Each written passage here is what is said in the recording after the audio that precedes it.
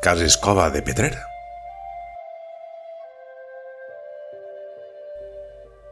Després del castell, les cases cova són el monument típic de Petrer per excel·lència. Aquest tipus d'habitatges es poden trobar a altres llocs de la comarca, com és a la propera ciutat de Villena.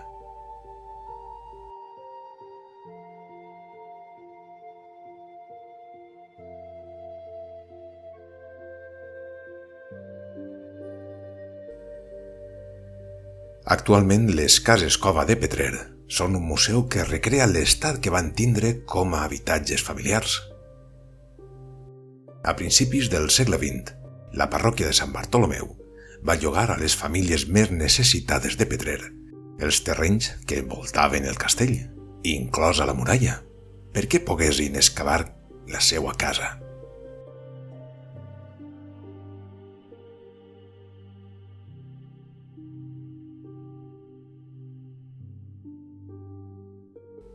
Tot i això, no era l'únic emplaçament de la localitat on podien trobar aquest tipus de construccions.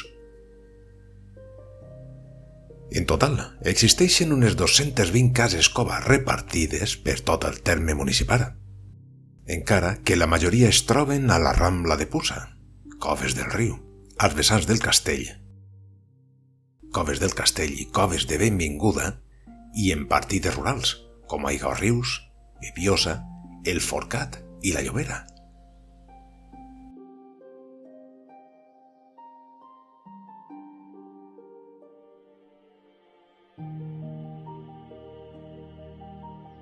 A finals de l'any 70 assistim a l'abandó d'aquestes cases cova i a la compra de moltes per part de l'Ajuntament.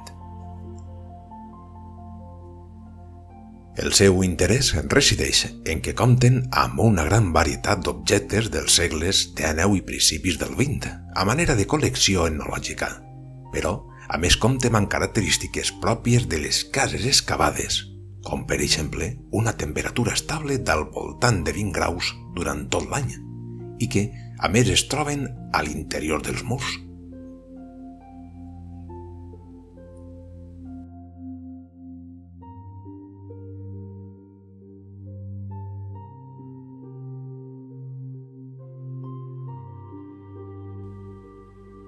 Més enllà del museu visitable, a la resta del nucli antic es troben més cases cova, sense un bon estat de conservació, sobretot en terrenys del vessant nord del castell.